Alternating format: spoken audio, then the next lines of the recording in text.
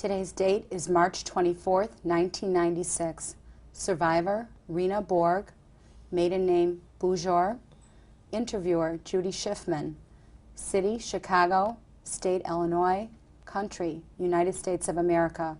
Language, English. Today is March 24th, 1996. My name is Judy Schiffman, and I'm conducting an interview with Reine Borg in Chicago, Illinois, United States of America. Please tell me your name. My name is Reine Borg.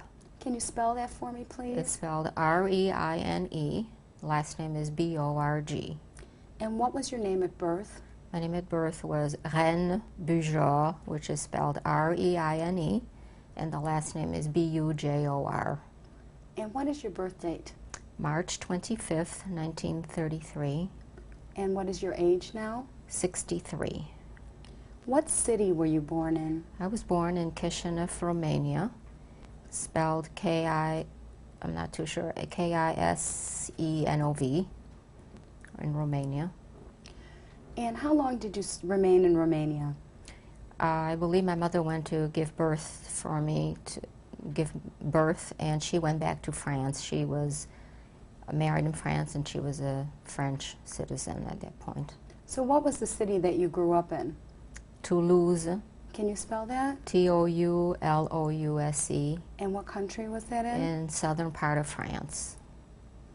So can you describe the community of Toulouse to me a little bit? Can you tell me what type of city it was? It was a fairly large metropolitan city, like any average city. I went to school there, and we owned a house. Was it a farming community? It was also not so much in Toulouse as the outskirts of Toulouse.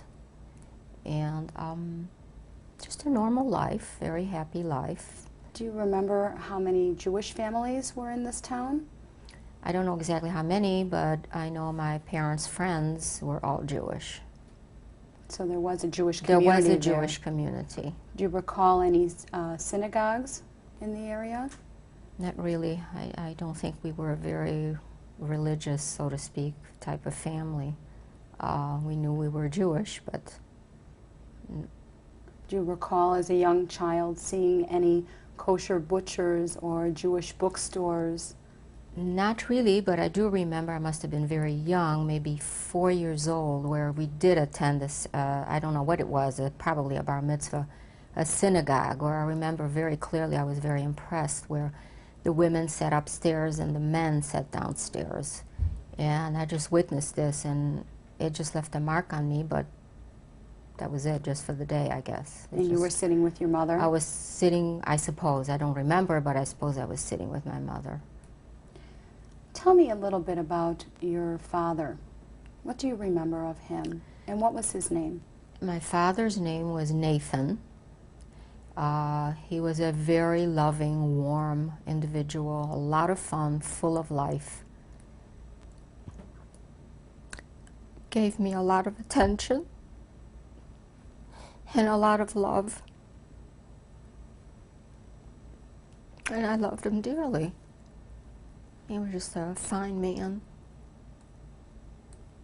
And they were happily married. My parents gave me, my mother's family gave me a lot of love and attention. I was the only child at this point and received a lot of attention and warmth. What do you remember of the type of work he did before the war? He was an engineer. He worked for the Renault factory. And just a full-of-life person. They had lots of friends? They had a lot of friends, a lot of fun friends, and these friends had children my age. We were friends. These were basically my friends. And they just met together a lot. They got together a lot, social togetherness. What kind of activities did you participate in? I don't remember the activities too much, but basically I remember one family picnic, friends picnic, which was very, very wonderful. That's about it. A lot of visiting to one another, I remember. Do you recall celebrating any Jewish festivals in your home, holidays? No. No, I don't remember any Jewish holiday. I always knew I was Jewish, but I don't remember any celebration of Jewish holidays at all. What about your mother? What can you tell me about her from the early childhood years? My mother, I always thought, was a very beautiful woman. I always loved to watch her put on her makeup. She was very close to me, gave me a lot of love and attention also. And she wasn't working in those years. She did a lot of reading, I remember. And that's about it, very protective of me. Did you have any grandparents near you in Toulouse? Not in Toulouse, no, I never had grandparents in France. They stayed in Romania. What do you remember of them? Also a very warm type of family, a lot of social function with friends. I don't remember anything too much about, always family around, always together. My mother played the piano. She was a very excellent pianist. And that's what I remember. And my grandfather owned a jewelry store. So I had my first watch from him. That was exciting. That was your mother's father? That was my mother's father. Tell me about your mother's family. How many sisters and brothers she had? My mother was the oldest. She had a younger sister by the name of Sarah, and a younger one. Sarah was the middle one, and the younger one the name was Nicole. She was the younger one. Then Sarah was married and had a child by the name of Mika, who was my very first cousin. She was a little younger than I was. Do you remember playing with her? Very vaguely, but I do remember playing with her, very vaguely. And the other sister was? The other sister was not married, and I don't know much about the younger sister. Did any of your mother's family survive the Holocaust? No, just aunts who were never there to begin with. They were in Cuba or the United States. And what of your father's family? What type of family did he come from? No recall except for his father, which I just saw a couple of times. And I know that I believe the grandfather's wife was bit by a dog and died of, what is that dog disease? Rabies. Rabies. And that's all I know, but I never met her. I knew nothing. This happened. Did your father have any siblings? One brother. He just had one younger brother who survived a war, and he was married and had 3 children. I only knew one because I already had left for the United States. And when I left, his son was 2 years old, and I still keep in contact with him today. He's in America. He's in France. He still lives in France. Do you have any family resting place for your parents' family in Romania? Are there any cemeteries where they're buried? No, not in Romania, not that I'm aware of, because my mother, when we came to the United States, my mother tried for many years through the Hayas to locate them. And letters kept coming back, and they could not locate any of them. That meant her parents, her 2 sisters, and brother-in-law and daughter, and never could locate them. And I guess finally she gave up. So we assume, or we know, that there's no one left. So when you lived in Toulouse, there were no extended family members by you? No, just my father's brother, my uncle, and that was it. There was no other family. For my mother, there was really no one. So you started school when you were about how old? Started school, normal age, 5, 6 years old. What do you remember of those School early was years? fun. I remember one occasion where I was the only one who had real long hair, and I was picked to be the princess of the play or something. And I remember just standing in the middle of the courtyard, and I was the center of attention. And it was fun. It was really exciting, and continuation of the attention and the warmth that I had previously, which was wonderful, a wonderful feeling.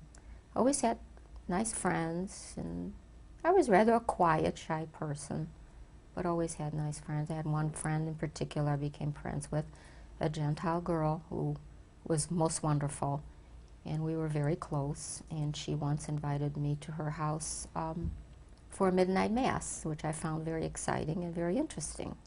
Slept at her house, and it was quite an experience. Was it known in the school that you were a Jewish child? I don't know. I don't think so. Not at that particular time, this particular time. Do you remember experiencing any anti-Semitism as a very young child? No, never. Ever anyone calling you a name or? Never, no. Not at this point. Now, how old were you when the rise of Nazism occurred in France? You were born in 1933.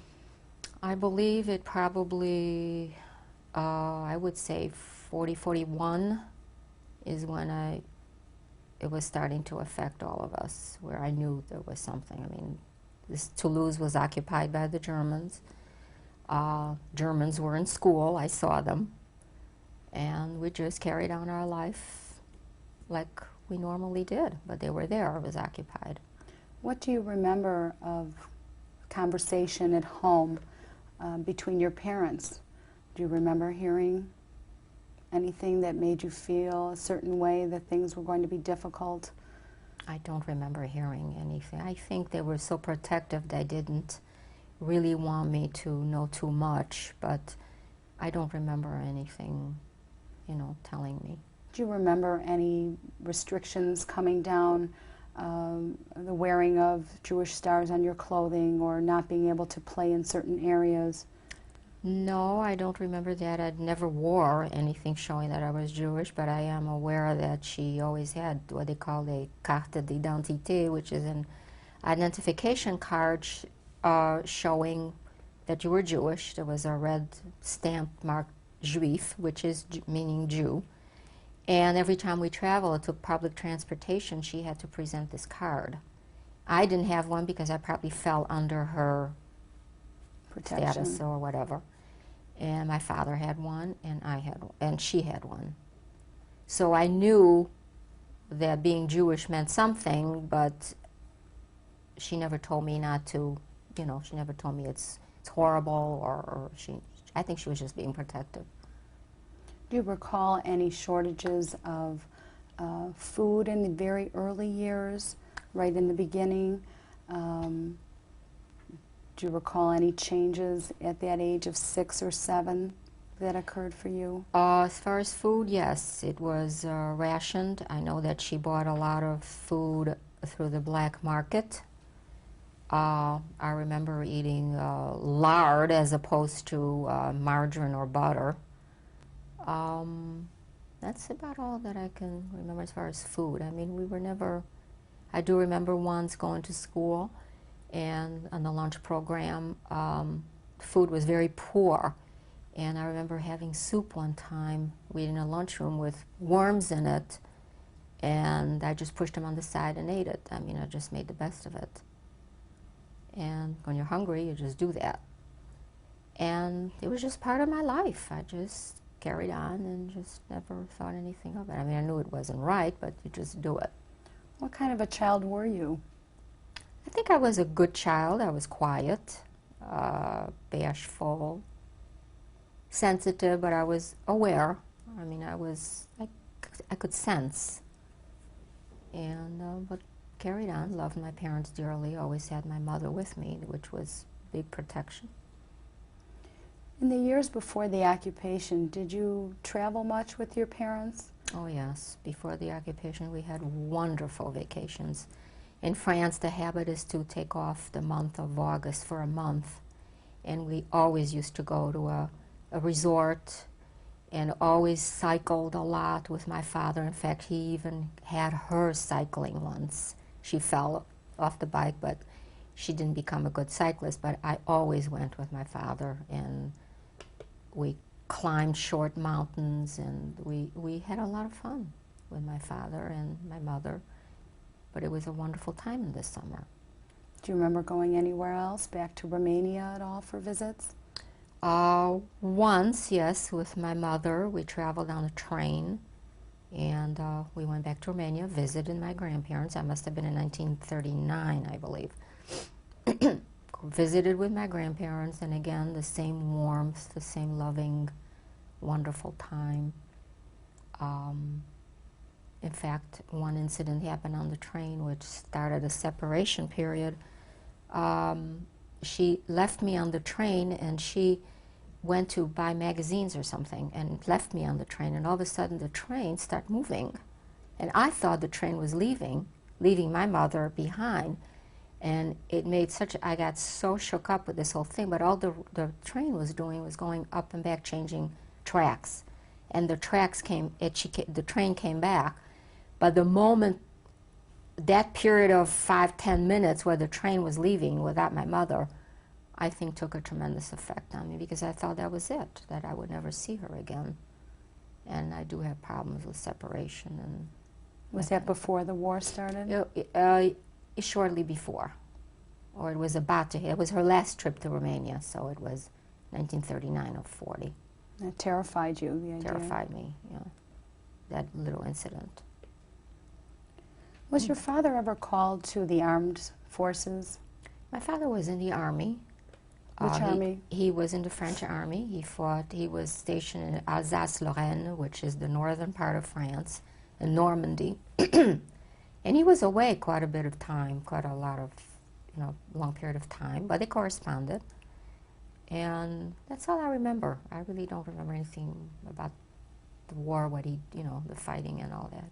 But he came back from... He came back, and this friend of his that put us on a farm later on, that was a friend of his from the army. So you would say that your early childhood was filled with happy times? Happy times, very warm. Security? Secured. That's how I felt. What type of home did you live in? What was your house like? My house is a lovely house. It had a big garden. It was a wonderful house. I had my own bedroom. It was a rented house. They didn't own it. And it was just very, very nice. And we got to see it again when we went back to France. So I saw it again. Did it look the same as you'd remember? Yes, believe it or not, it looked exactly the same. And I saw the room where my father died in that room. I saw my bedroom. It was exactly the same. It was unbelievable. When the war started, what efforts did your parents take to see that you and your family would be safe? What was the first thing that they did? First thing they did was put me in a convent so that at least I would be spared if anything happened to them. So they talked to the Mother Superior, and she's the only one who knew that I was a Jewish child. And I was doing the same thing they were all doing, praying 3 times a day, holding the rosary, I guess, and living with the nuns and sleeping with the nuns 24 hours a day. So again, I think at this point there was a big separation, and that, again, I didn't know if I was going to see them again or not. And then one time, my mother they came to visit me. And then when they came the second time, they came to get me because they heard that the Gestapo knew about this, about Jewish children being hidden in convents, and so they pulled me out and took me away. Time frame is kind of hard. I think it was a matter of months that I was there. I don't think it must have been under a year. Do you know how old you were at the time? I must have been 9 or 10. Do you remember what your parents told you before you were taken to this convent and how you were to behave? No, I don't remember them saying anything to me. They must have, but I don't remember. Where was this convent located? It must have been in the outskirts of Toulouse, but I don't know where. Were there other children there? There were other children. I don't know how many Jewish children were there. I have no idea. But that's all I know. I mean, the Mother Superior was very nice to me, and just carried on. I did what I had to do.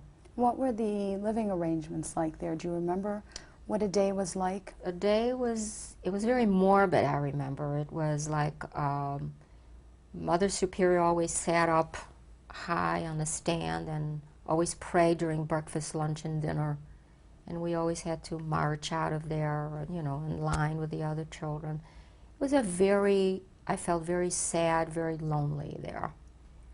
and it wasn't a very happy time for me at that point. But it was very morbid type of living.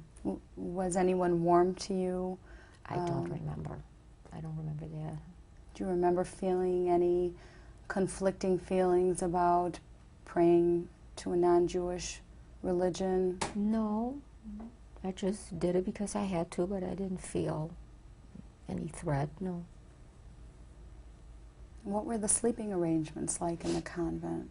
The sleeping arrangement, I remember sleeping in a big dormitory, and the Mother Superior was always behind curtains. We were like very secretive and very solemn. And we slept in a big, each one had a bed, and we slept in a big dormitory. And that's all I remember. Do you remember what you had to eat while you were there? Not really, no, I don't remember that. Remember playing with the other children? I suppose I did, but I don't really remember. So I just followed instructions, did what I had to do. Did you remember having any fear of being discovered during that time? Not really. Just wanted to be with my parents. I wanted them to pick me up. Wanted to see them. Very lonely, very sad. I felt very sad and lonely. After having so much attention and love, it was kind of hard to deal with, but I did it. You know, you just do it. Stayed quiet and listened to instructions and followed orders, so to speak. And you were so very young. Must have been... I was 9 or 10. So your parents came and took They you came home? and visited me, yes, and then they took me home. They took me back. And where was home? Home was back in Toulouse, and evidently my father had made arrangements with this friend of his from the army, and we went to live on a farm. And the farm, he owned the farm. He was a farmer, very nice man. We referred to them as Mamie Toulouse and Papi Toulouse. They had 2 or 3 children at that point, and we lived with them, and it was a wonderful experience. They were very wonderful people. Before you went to the farm, did your parents try to leave France in any way? Had they tried to make arrangements in the early years of the war to escape? Yes, they did. There was one incident where they had heard that you can leave France through the mountains of Switzerland. And my father wanted to try it, and he just wanted to do it. My mother was a little reluctant, but she did it. I remember packing everything. Everything was set the night before, big trunks of whatever our stuff, and everything was ready to go during the night.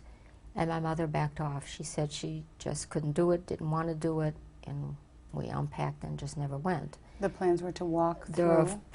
I'm sorry? The plans were to leave the country? To leave the country. I don't know exactly what the plans were, but I'm assuming just traveling with false papers and going through the mountains of Switzerland. I just don't remember exactly what this procedure would have been.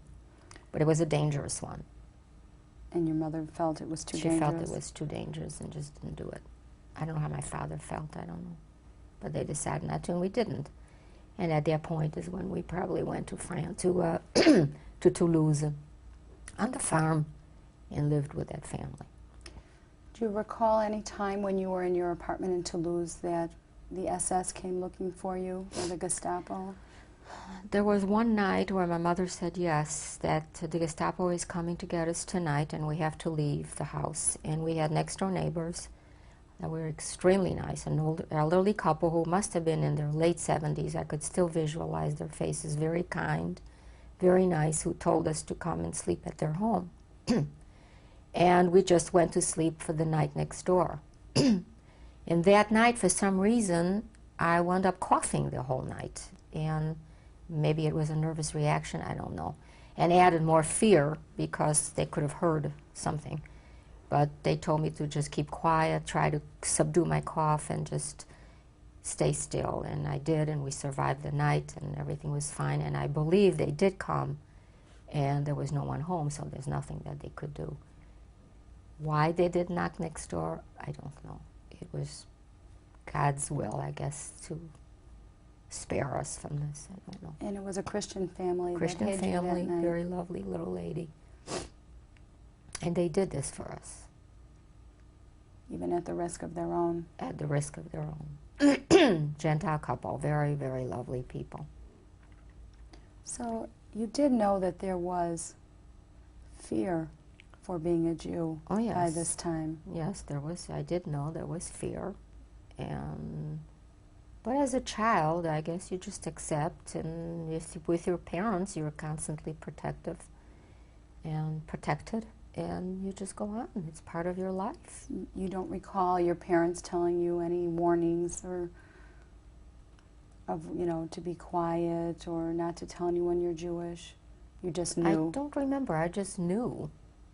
I don't remember. Maybe they did. I really don't remember. So how far along did your education continue before you had to leave school? How many years did you go to school in Toulouse? I went to school in Toulouse, I believe through 7th or 8th grade till I was 12. It wasn't interrupted during the war years? No, I kept going to school. I believe, and I kept going to school. I wasn't interrupted. During the time you were in the convent? Well, no, it was interrupted while we lived on the farm. That's right, now I remember.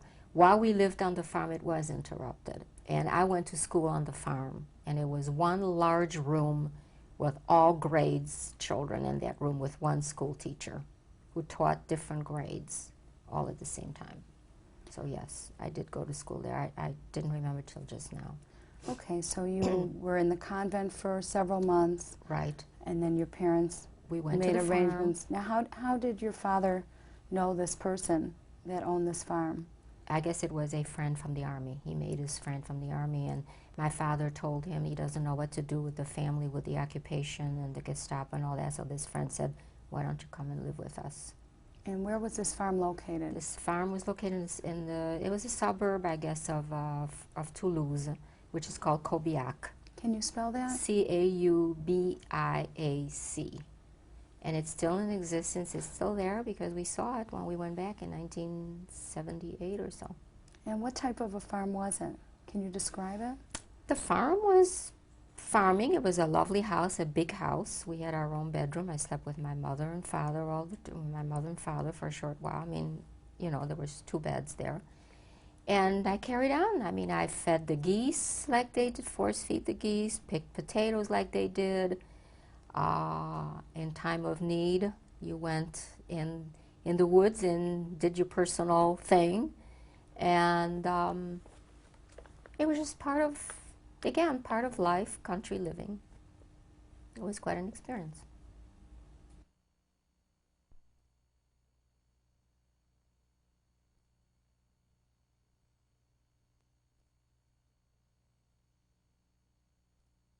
In 1996 with Reine Borg.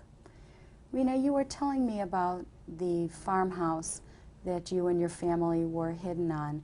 Can you describe it a little further? What was the main house like? The main house was a lovely house. There was the parents, 2 children, a grandmother, and us 3, my mother and father and myself. It was a lovely place. Bedroom was nice. We ate together. I loved the children. We had fun together. Can you tell me their names, the family, the names of the family members who I don't remember their first name, but it was Mamie Toulouse, that was Mrs. Toulouse, and Papi Toulouse, that's how we refer to them, which is a loving expression. And the youngest daughter, the oldest daughter closer to my age, her name was Yvonne. And I don't remember there were more born later after we left, after the war, but I don't remember their names. And we participated in everything. I became a farm girl, so to speak. I mean, we did things that a farmer does, picking potatoes and force-feeding geese, farming. It was just very interesting at that point. Did you help with the harvesting? I and helped the with the planting? harvest, yes. Went in the hay and chariot, I mean, what do you call it? You know, where they carry the hay. Made new friends when I was going to school. And you said you went to a schoolhouse, a farming schoolhouse? We went to a farming schoolhouse. It was one schoolhouse with one room And grade 1 through 6, I believe, one teacher was teaching the class. And I did pretty well. I went along. Did you use the same name you had always used in school? Yes, always used the same name. People were very good, and on this farm I know there were collaborators for the Germans, and luckily enough nobody reported us and we went along. You mean some of the laborers Some of working on the farm? Some of the people who lived in Kobiak in that farmhouse who were collaborators, and luckily we were never reported. We were never, I'm sure for my parents it was very fearful. And I wore a cross all along, did my first communion with the children, and just was part of the family. What was told to the neighbors about who you and your parents were? I don't know. That I don't know. It was strictly between my parents and the farm people. I have no idea what was said. It was just, again, a protective act, I guess, just to act and do what I have to do because of the war, but I don't know how the arrangement took place. How do you know that there were Nazi collaborators living in that area? Because when I went back to France in 77 or 78, they told me. The farm people told me that there were a lot of people who were collaborators, and luckily they never reported us. And I remember even once I think the Germans came to the farm and just marched through, but nothing occurred. They didn't settle in the farm, they just marched through. And do you recall your reaction at that time? No, I just was watching them, and I guess there was fear in me, but I just watched them march and didn't do or say anything. What were your parents doing at this time? What type of work? Well, my mother worked in a factory, in a gunpowder factory, I remember. And one night, there was a big bombardment, and we all went up to the hill of the farm, and I saw the whole city on fire, and I thought, I'll never see my mother again. I thought that was the end. I thought that gunpowder factory went up in flames. I was very scared again, and again, that separation of not seeing my parents was very frightening. But luckily, again, God's will, she came back, and we were together again. But shortly after that, my father died, became very sick, and we went to Toulouse, tried to get a doctor, could not get a doctor because the doctors were Jewish, and they just were afraid to be arrested. They weren't allowed to practice, I guess. And he became very ill with high fever and died in 1943. Were you with him when he died? Yes, I was in the house with him. And what do you remember of that time?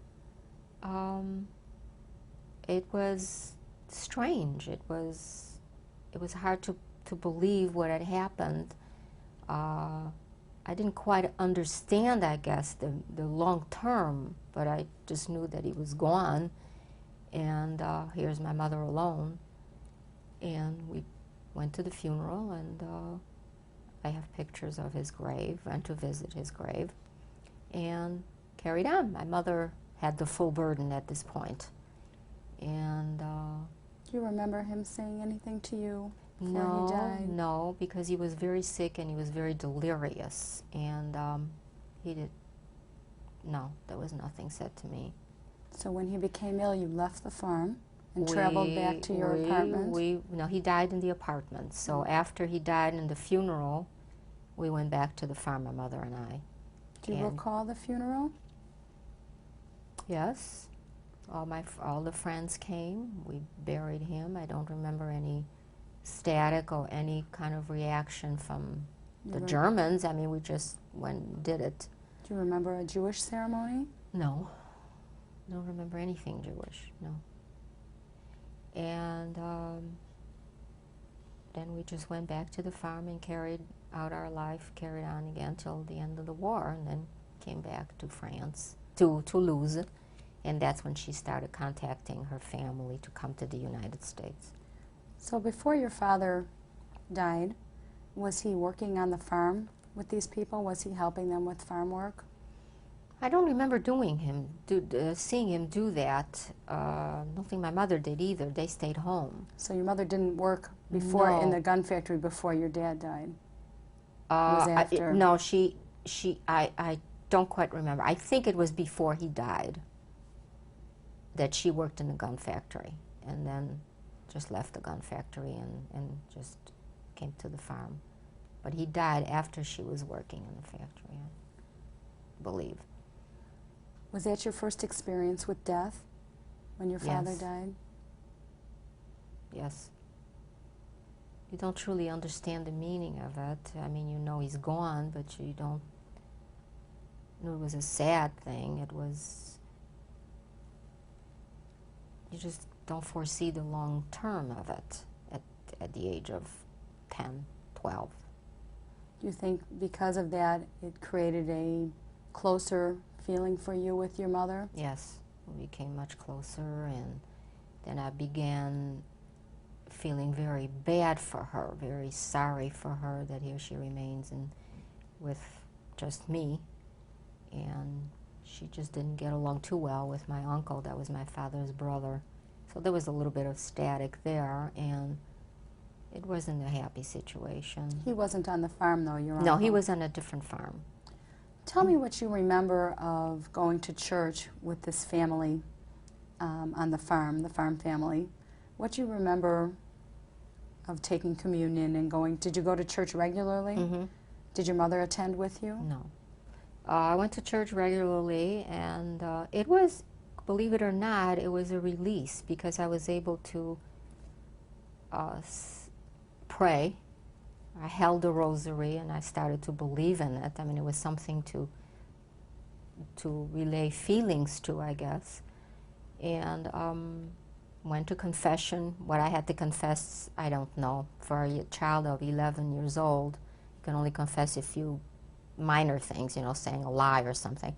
But it was a good feeling to know that you were forgiven for doing it, or I felt very comfortable. And later in years, when I heard where some Jewish children converted to Catholics, I could understand because it was something to hold on to at this point. I mean, they were very It was comforting. strong, very comforting, correct.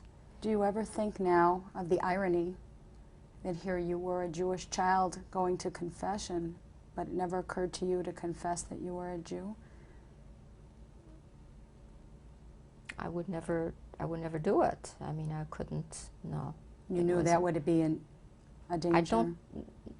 No, I don't think I thought it would be a danger. I just knew that this was my life and that was it. I just didn't think about that. I just thought about my everyday life on the farm and just carried on. What you remember of the priest or your communion? Do you have any memories of that? It was exciting. It was nerve-wracking because you had to speak from a high pulp. I remember, no, I had an enjoyable time at the time, and you just did it. You were young and you fit in. And I fit in, yeah, right. So it was a lifestyle. What do you recall of food rations at that time? Were there shortages during the years you lived on the farm? Very much so, yeah. There was a lot of shortages. I know my mother would get stuff from the black market. I don't know how she got it or what. But there was a lot of shortages, but we always ate. I mean, I never went hungry per se, so to speak, but there wasn't a great variety of food, but just went on, you know, just ate. I thought those farm people were remarkable to cook for all of us and just share with them the food and the housing.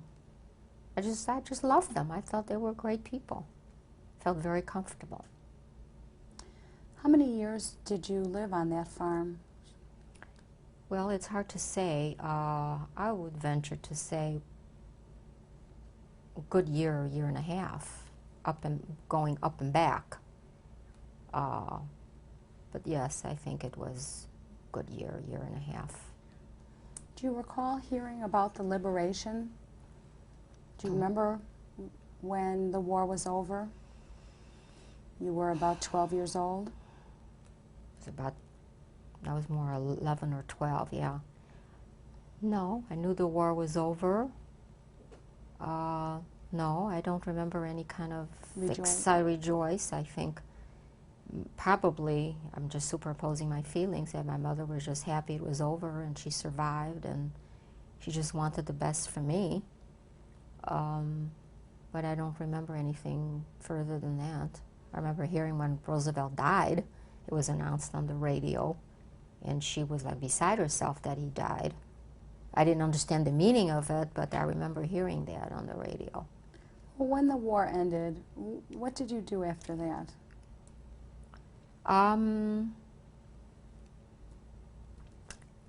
Just getting ready to go to the United States. My mother contacted her aunts, and we had a very cousin, but I don't even know, through marriage, very long distance relations, cousins in New York, by the name of Helen and Max Blum, and Sidney and Ida Blum. They were two brothers and their wives who signed to bring us over to the United States, as well as my aunt in Cuba. To this day, there's still three of them passed on, but there's one, Helen, who remained, and she's still my best friend and very good to my children and is a wonderful person. So these distant cousins sponsored you to come to the United States. Right. Now, did you come directly to the United States? We came through Cuba because she went to live with her aunts. These were her mother's sisters. And we lived in Cuba for a year and then came to the United States. And do you remember parting from the family in France? Yes, I do, very much so. What can you tell me Parting about from that? my uncle, very much. I was very attached with my uncle and my cousin and his wife, my aunt. And that was my only family, actually. This was your father's brother? It was my father's brother and his wife and son. And I remember saying to myself that I'll probably never see them again. And he took us through Spain. We went on a train. He took my mother and I to Portugal to take the boat. And it was just very difficult. I loved this boy, 2 years old, and he was just, I thought to myself, I probably will never see them again, and I never saw my uncle again. That was that. I was right with my feelings. It was a painful parting. Yes, it was, very much so. I mean, I loved them dearly, and my mother's relation with them was not too good, but I'm the one who tried to correct their relationship over the years, but she just wouldn't. So it was my job to do it, and I wanted to do it.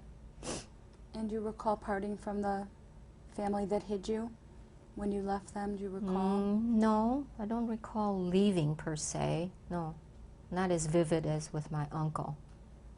And but I knew what they did, and for many, many years when I lived in the States, I always sent them packages for Easter and always wrote them, sent them my wedding pictures, and kept up with them through the years about my life.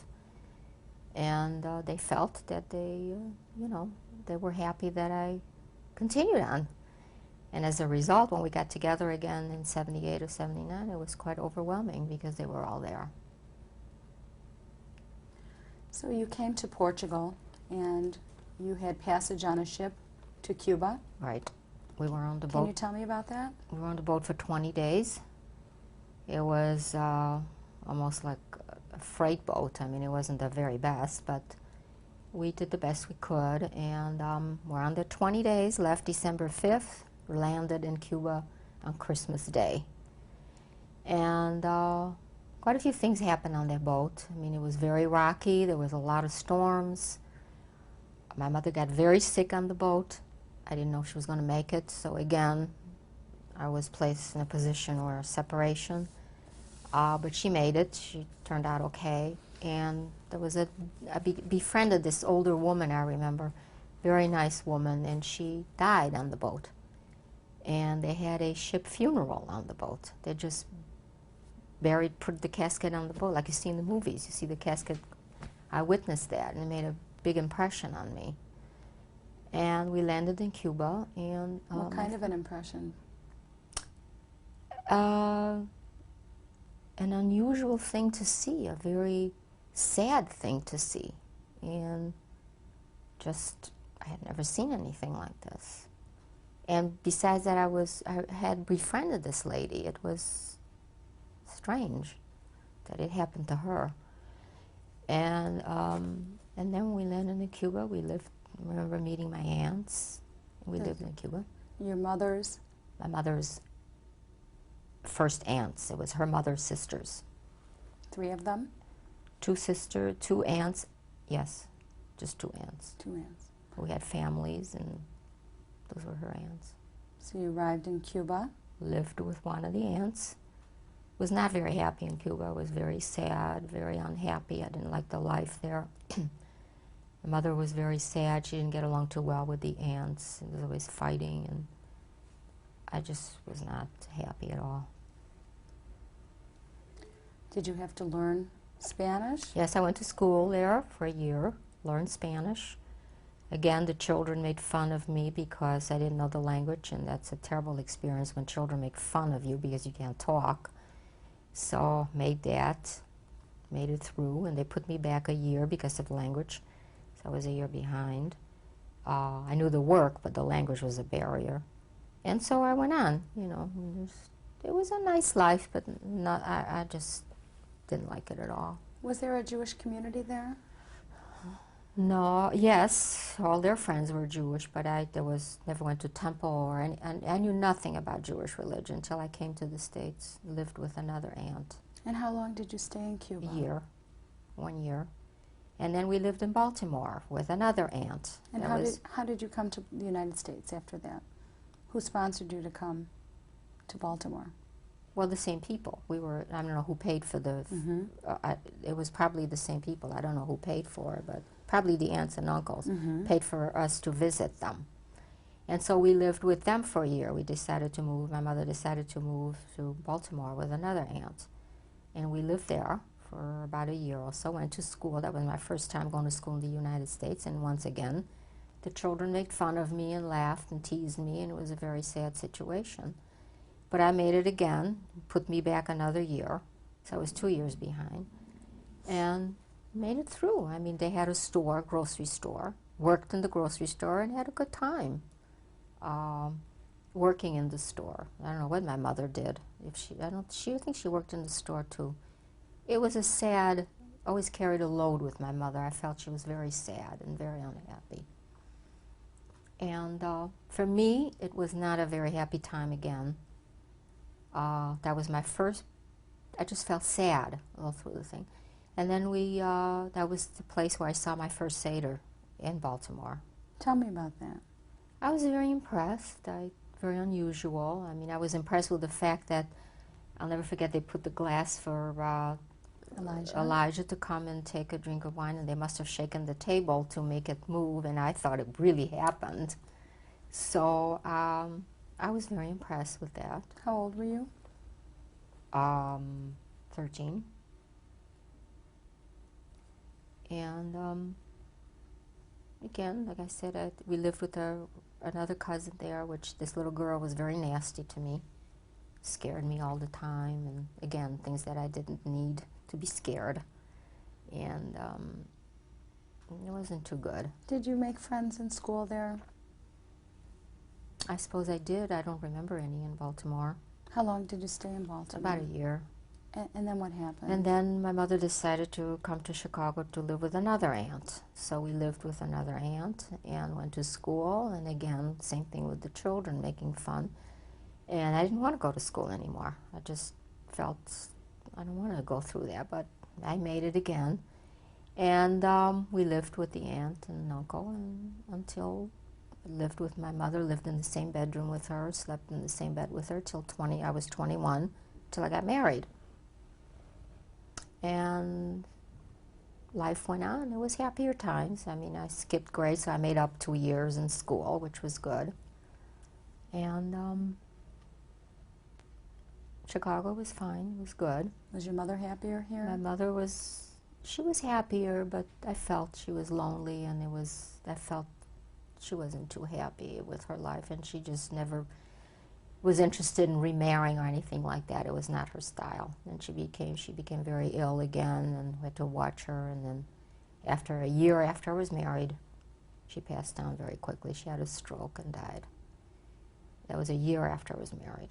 You felt that she was depressed most of her life after the war? Yeah, I think she carried a tremendous load between my father losing her husband, losing her family, watching over me the war years. I think she just held herself together till she saw me married and happy and let go. What were your happiest memories of your childhood in the years before you were married? Were there some happy memories there? Well, the happiest was, I guess, pre-war, Romania with my family, and before the war with so much love and attention and play and kissing.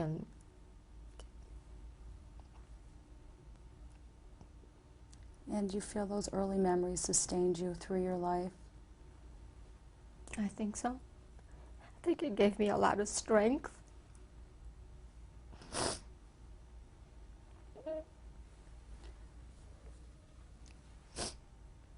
And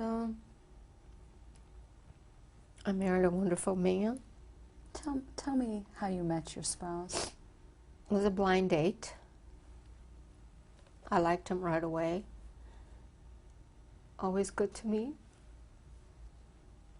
I think he made me what I am today. What is his name? Stuart. Stuart. And we went through a lot together the first years of our marriage, but we made it. A lot of illness and stuff, we made it. You think a lot of him? Yeah. I think. How many children did you have, Rena? I have 3 children. What are their names? Nancy is the oldest, and Neil is second, and Lisa is third. They're great kids. I think we both did a great job. And now I'm a grandmother, and it's just God's will that I survived, and I have what I have, and I'm grateful. And you can't ask the question why I was spared, but here I am. So many children were not. It is a Right. miracle that you were. Right, it is a miracle. And In your adult years, were there many people who wanted to hear about your experiences as a hidden child and a child survivor? no, because in those years, you never talked about it. My feelings were always, when you came to the United States, you wanted to be an American. I mean, you wanted to forget the past. I didn't want any accent. I didn't want anything to remind me of what the previous years were. I just wanted to be American, and that was it. In fact, a European custom was to have pierced ears. When you were born, I had pierced ears. And I took off those earrings when I came to the United States because I didn't want, that was the first sign that you were a DP, a displaced person. That showed that you were from Europe. And I took them off, and I didn't want to wear them. And then years later, it became very popular, so put it back on. But no, you didn't talk about it. I mean, I have friends from also the same situation as mine. We never discussed it when we were young girls and dating. It was just there, and we never talked about it, never told our experiences. And became American, forgot about it. Do you feel that your experiences as a young child affected your marriage and how you raised your children? I think so. I think it gave me a lot of strength, gave me a lot of understanding. It gave me a strong family tie. I think that's what it did. How do you feel it affected the way you raised your children? I try to teach them the value of what you have and the value of not of what you don't have, and that be happy for what you have and what you're going to get. Appreciate each day and love your parents and do the best you can. Do you think that the family values that your parents gave you, you were able to impart to your children? I think so. I think having the warmth and love and the strength gave me. I knew nothing about children. I mean, I was never around a baby at any time. So I think it gave me a strong background. Do you think that the fears you had of separation that you've talked about many times in this testimony were reenacted when you had your own children? Mm-hmm, very much so. I still have it till today. Separation is very big. I just can't handle it too well. Was it hard when your children were little? Did you have fears for them? Always, yeah, always had fear for them. Not as much as I have now, as I've grown older and seen more, but I always had, fear of separation. But you went on and you just did what you had to. Try not to instill it in them, but I think I have, not knowing that I was doing it, because they tell me the few incidents here and there. So I think.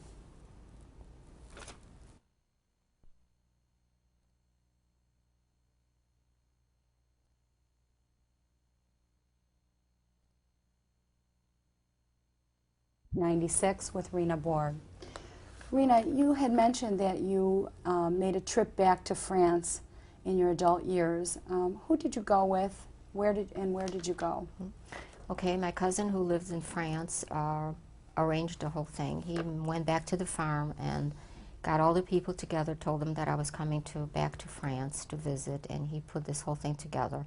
We went with another couple, my husband and another couple, and when we got to the farm, it was just an overwhelming experience, because there must have been 30 people just waiting for me to see the American girl whose life they had saved. I mean, to them it was like the biggest mitzvah, so to speak, for farm people to have an American person come, and particularly one whose life they saved. And when I walked in the room, in every corner practically, there were pictures from my wedding picture and pictures from the years that I kept in touch with them, which was quite touching. And dinners were made for me, and we went back to one of my girlfriends that we were friends with, and she and her mother made a wonderful dinner. And then we went back to where my cousin lived, just a block or so away from where we lived in Toulouse, and we went to see his house, and the woman happened to be working in the garden, and the minute she saw me, she remembered who I was. It was unbelievable. And very warm, very loving and exciting, and felt the same warmth again from these people. They were just as happy to see me as I was to see them. And it was a wonderful, wonderful experience to see these people. What was your feeling when you saw how they still cherished the memory of you? I was extremely, I don't know if flattered is the right word, but very honored and very surprised, that such an overwhelming thing happened in their life just by me coming back. And again, it made me feel special, I guess, for the day, and almost as special from the day when I was picked to when I had the long hair. I was the only one, with long hair and for that play, and it was kind of exciting and good that I survived to see them again. When you think back on the risks they took to save you and your family, and you think back upon those years, what are your emotions? What are your feelings about that? When I think back as an adult now, I think it is the most unbelievable thing that a person could ever do, jeopardizing their own lives, their own children's lives, taking chances. It was just an act that is beyond description or beyond. I don't even know if I would ever do it. I probably would do it, but I don't know. But it was just an overwhelming, and today, to think about it, it's just mind-boggling that they would do such a thing. Do you think that the way you were treated by those people affected your faith in humanity and how you feel about people in this world, about other non-Jews? I think it did.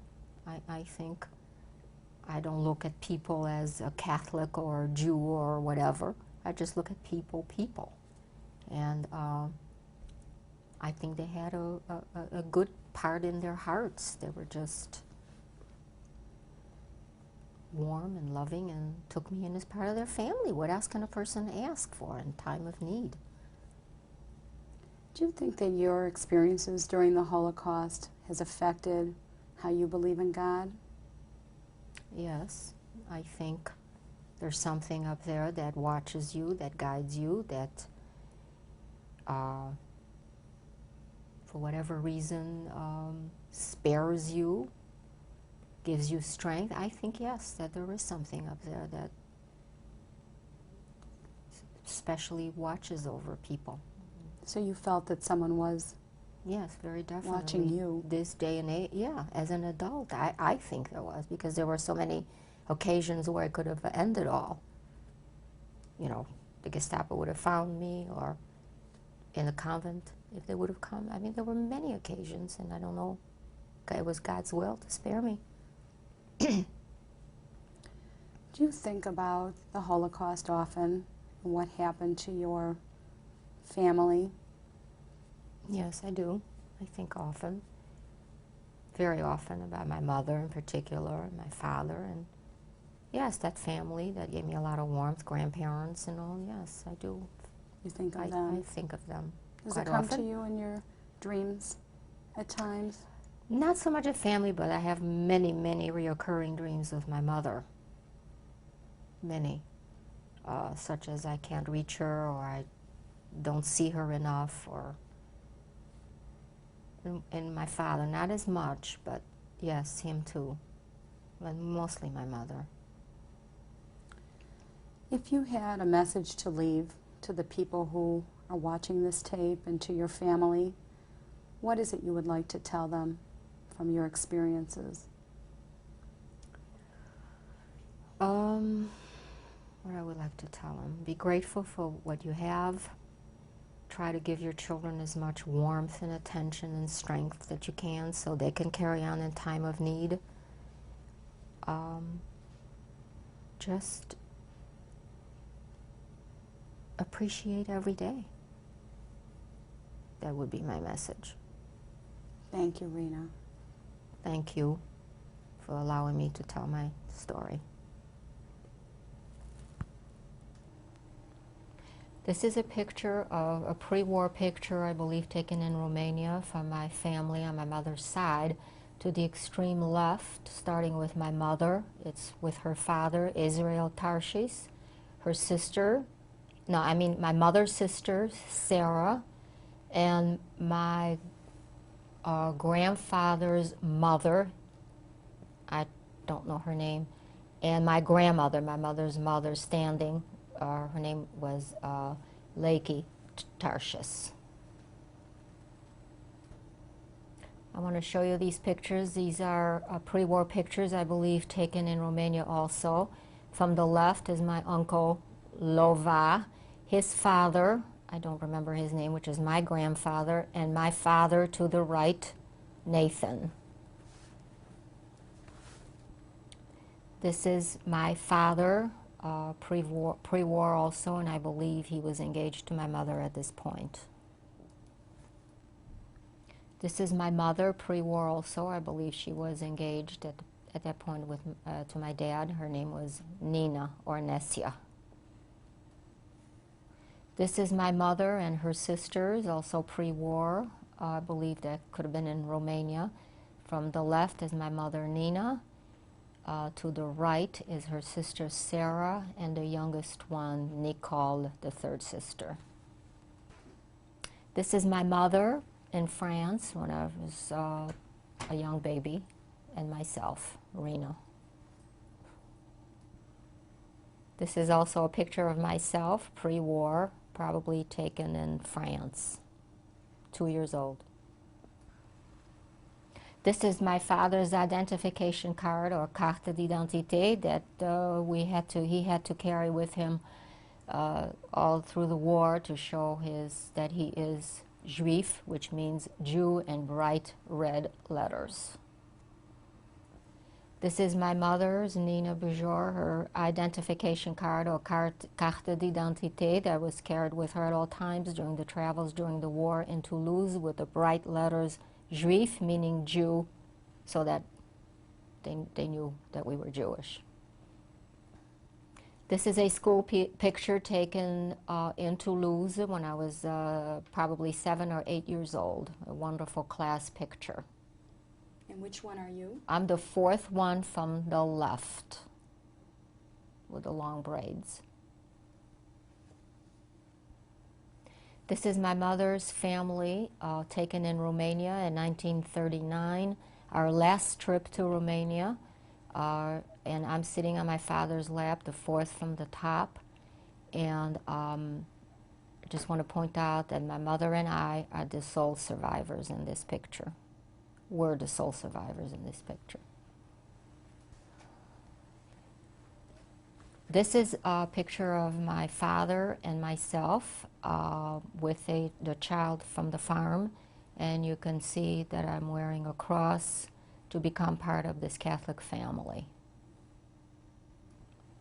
This is my mother and myself, last picture before we left France in 1945. This is the farm family in 1943, I believe. The people who saved my mother and I, my father, during the war.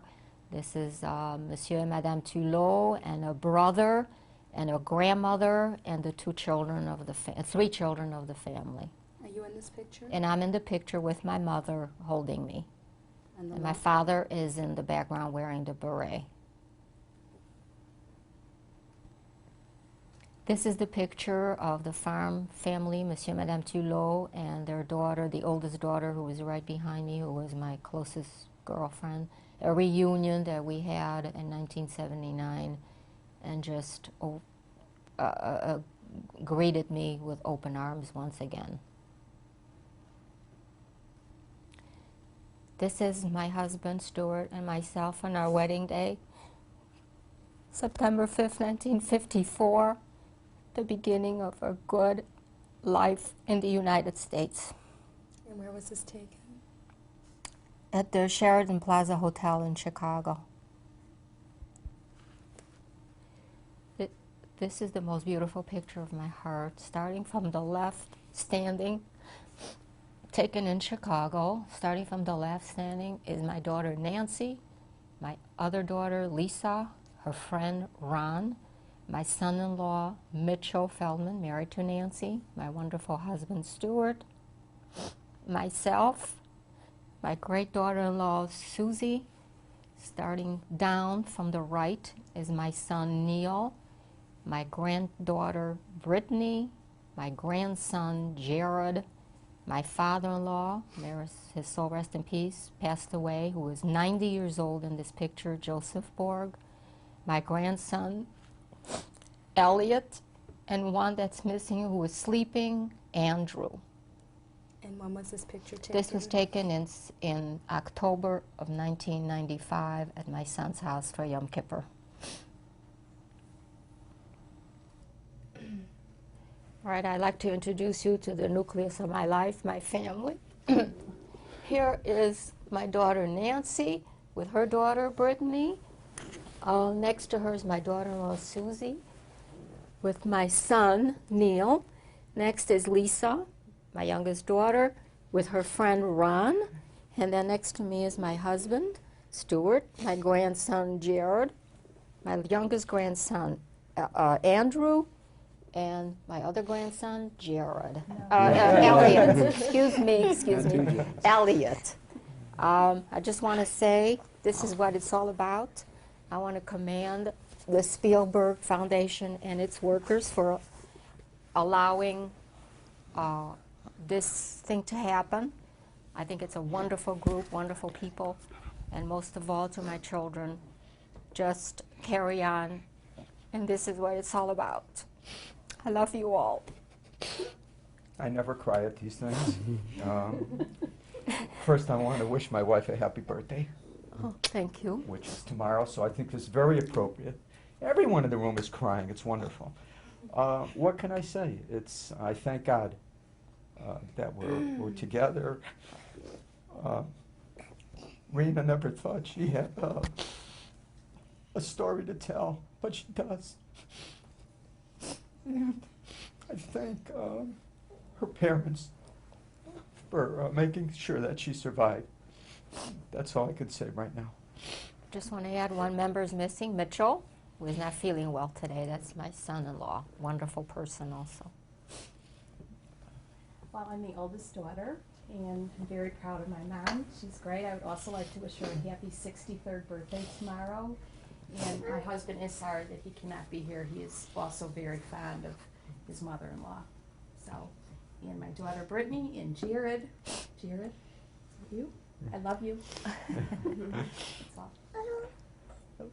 I wanted to comment that until the last few weeks in talking about this taping, I never really considered my mom to be a survivor, only because her strength and the fact that we really didn't talk about it that much. But in thinking of what's happened in the last couple of weeks and doing this interview, she truly is a survivor. And the story that she has to tell is an important one. And I'm really proud that she went and made the effort and went through doing this. That shows that even today, at the ripe age of 63, she still has the inner strength and the desire to tell the story. So I love you, and I'm sure proud that you did this. Hi, I'm Lisa, the youngest daughter. I'd like to say to my grandmother, Nina, and her husband, Nathan, thank you for making sure my mother survived, and even though I never knew you, I felt your presence. I'd like to say to my mother that I love you very much, and I really honor you for doing this video. It took a lot of courage and a lot of strength, and I love you both very much. Thank you. Lisa. Thank you. Almost say something? Oh, talk. You could say it. Grandma, I love you. Oh, You give her a kiss. I Huh? would sing. the same thing. You could give her a kiss, I huh? love you too. Okay. Thank you, Rena. Okay. Thank you all. Thank you. Thank you. Very nice. Whew, this is hard work making. That was That's good. something. That was very good. Making film.